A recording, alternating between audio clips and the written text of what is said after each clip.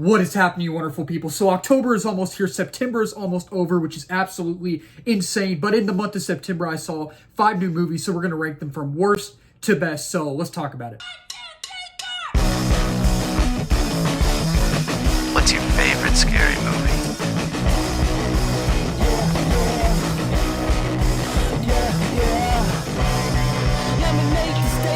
So coming in at number 5 is Him. I actually really had no expectations for Him. I like the concept of Him, but I just wasn't, the trailers didn't do really anything for me. I wasn't captured by the trailers. So I ended up really enjoying the movie more than I thought I would. I don't think I'll ever watch the film again. I probably won't. But I walked out going, hey, I know I'm kind of the minority on this, but I think I enjoyed it more than I thought I would. And I think I enjoyed it more than most people. And I think there are things in this film that work and there are things in this film that don't work, seriously. And I think for the most part, it's kind of like the positives don't outtake the negatives don't outweigh the positives. I think it's kind of even with my notes and all of that, right? And I think that this film, in a sense, is kind of unique in the way it's shot and very nuanced in the way it's shot. And I like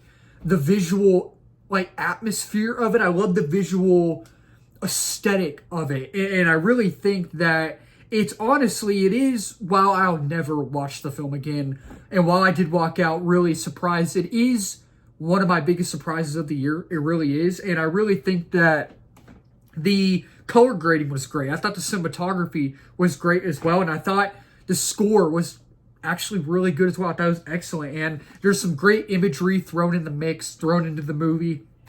It's beautifully shot and directed. I thought the sound design was stellar as well. And I think that there's a lot of great camera movements and camera angles, right? I even thought the editing was great. I thought it was visually beautiful. And it's just a really gorgeous film to look at. It is. And I think it's the tone is consistent for the most part, I feel like. And I really think that Marlon Wayans, Tyreek Withers in here is great. He was a standout in this film.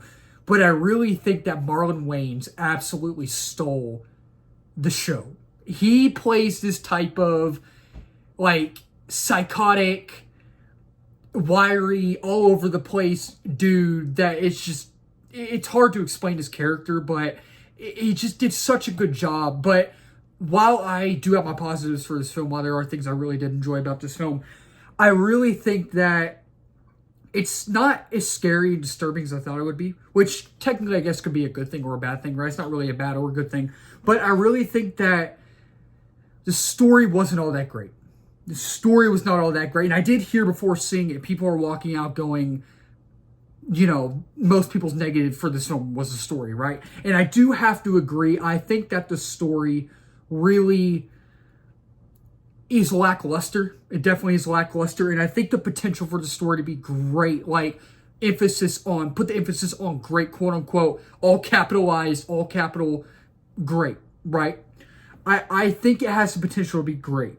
But the thing is, it lacks originality and it lacks depth. And it lacks a type of uniqueness, right? And it lacks complexity as well. And while I did enjoy the story more than I thought I would, that being said, like I just mentioned, it does lack all those 4 key ingredients, right? Key ingredients. And it felt very shallow. And while I did enjoy the movie overall, it does come in at number 5. And coming in at number 4 is A Big, Bold, Beautiful Journey, another film this year that I had no expectations for. I watched the trailers. Another film this year where I was like, I'm not excited for this film. I'm going to go watch it. I'll give my review on it. And I walked out actually enjoying it more than him. And I walked out actually enjoying it more than I thought I would. And at first I was like, I don't think I ever need to watch this film again.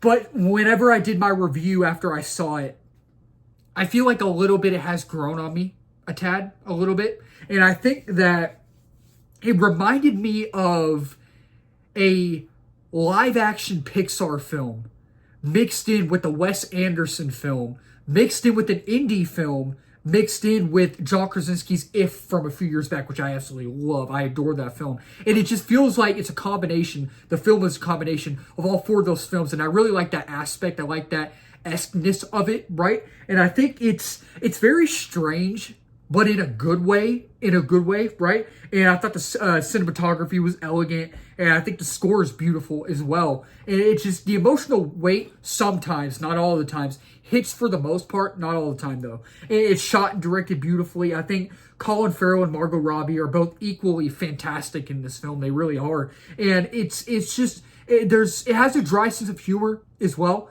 And there are probably more things that I truly do love about this film, but at the same time, it's just there are things that, like Margot Robbie and Colin Farrell, they're both equally great in this film, right? They're both equally fantastic.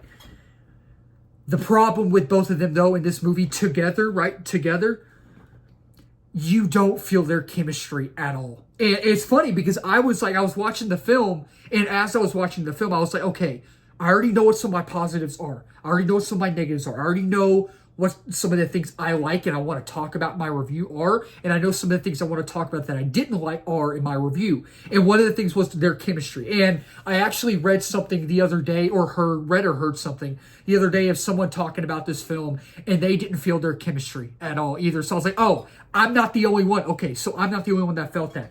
You really don't feel their chemistry. You don't at all. Like, it's just, I was sitting there and I'm just like, it's the writing. It has to be the writing. It has to be the writing. Like, I think it's the writing. And it's just, not all the emotional moments hit. Sometimes they do. For the most part, they do. But not all of them do.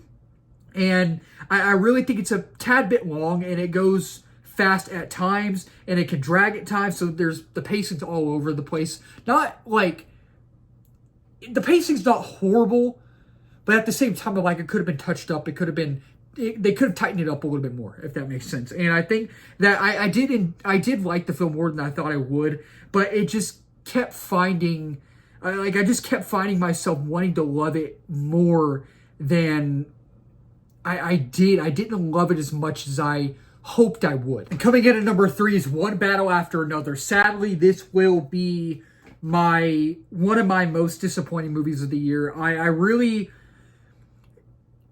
enjoyed it for the most part, but it's one of those films where I also didn't have any expectations for this film. I didn't, but I continually watched the trailer over and over and over for this film, and I got really excited, and I'm just in the minority on this. It's not a horrible film. There are some really great things about this film, but there are some things that I just wasn't the biggest fan of in this film, and I think that, for starters, I mean, you got to talk about the performances. Leonardo DiCaprio is phenomenal in here. Benicio del Toro is great. Regina Hall is great. Chase Infinity.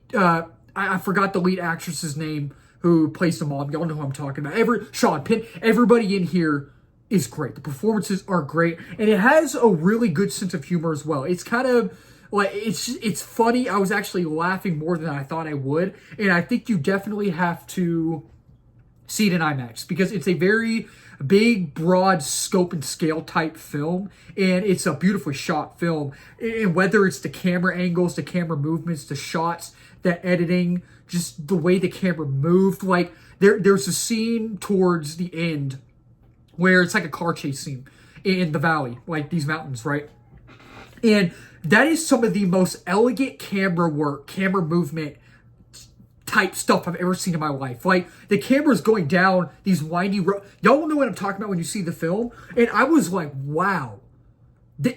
This is, along with the aesthetic, like, I'm just like, in the editing too, it's just so unique and so nuanced. And I really thought that the score was great. I thought the sound design was great.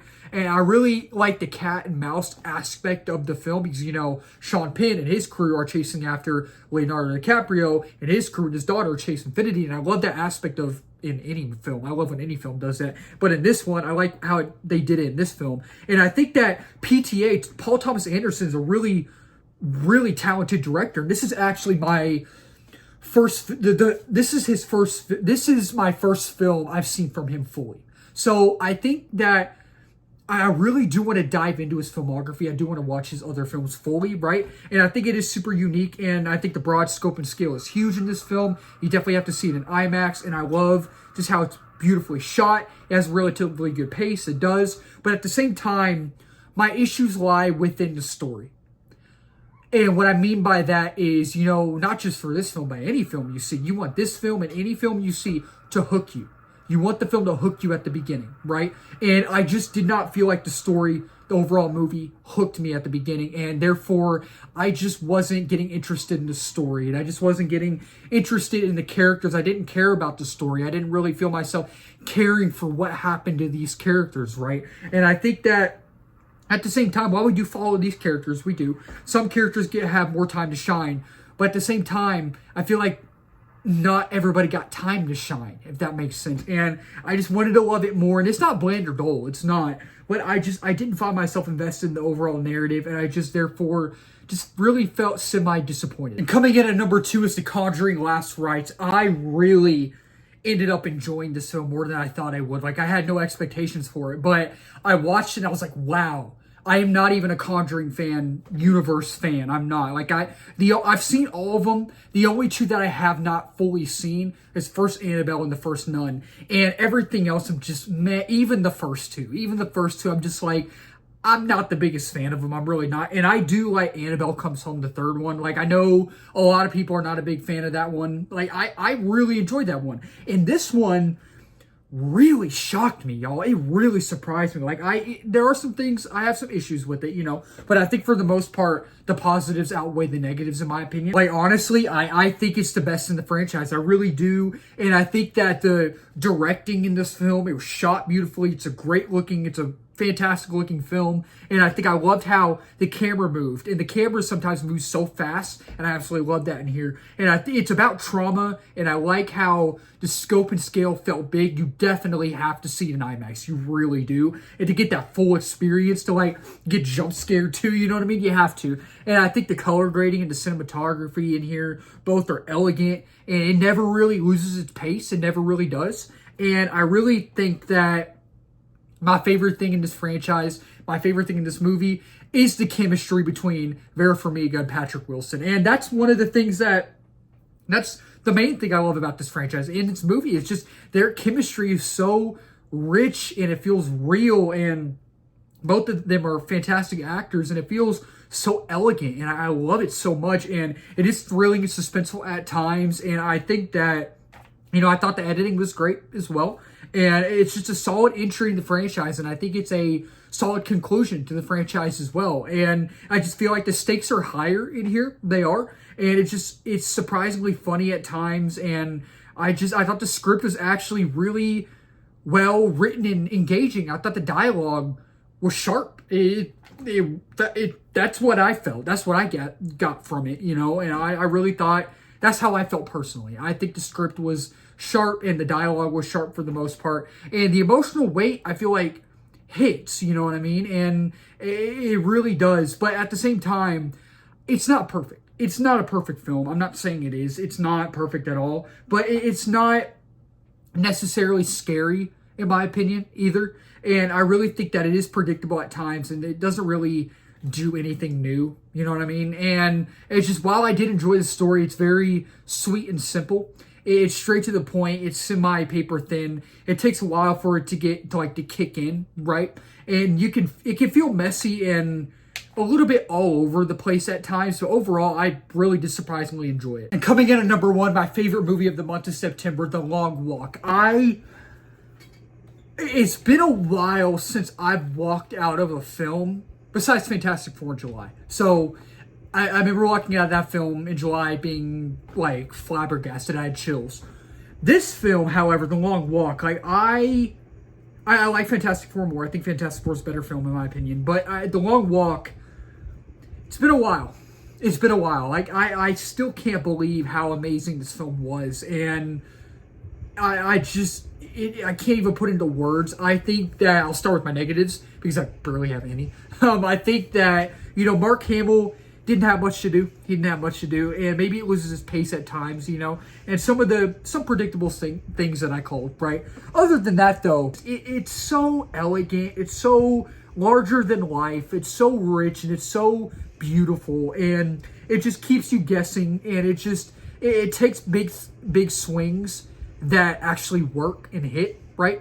And the emotional beats hit. The emotional weight hits. It does. And I think it has consistent tone. I think the cinematography is freaking phenomenal in here. And it's surprisingly hilarious as well. And it's just, the story never felt boring. And it just almost felt like poetry at times as well. It did.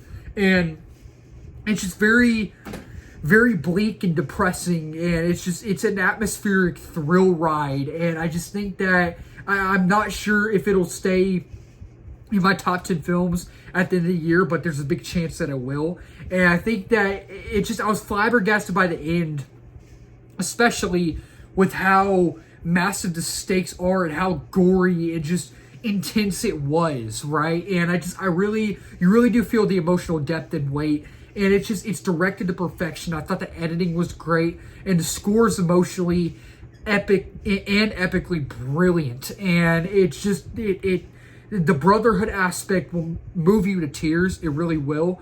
And I thought the pacing was great. It has great atmosphere and aesthetic as well. And it's just, all of the performances in here were great. But David Johnson crushes it, man. If this film does not get nominated for Best Adapted Screenplay, the Academy is foolish. If David Johnson does not win or get nominated for Best Supporting Actor in this film, the Academy's foolish. They are absolutely foolish. That'll wrap up this video. Thank y'all so much for watching. If you're new to the channel, please don't subscribe, like, comment, share in this video. We just hit 1K subs a while back. We're now at 1.1K. Next big milestone is 2K, 3K after that, and beyond that as well. If you're new as well, I did movie reviews, TV show reviews, trailer reactions, movie live streams, movie news, all that wonderful movie stuff under the movie umbrella, and movie rankings as well. And let's talk about it in the comments down below. What's y'all's favorite movie of the month of September? Is it The Conjuring? Is it The Long Walk? What's y'all's least favorite movie? Is it Him? A Big Bold Beautiful Journey? Let's talk about it down below. Keep talking movies with wonderful people. Cheers.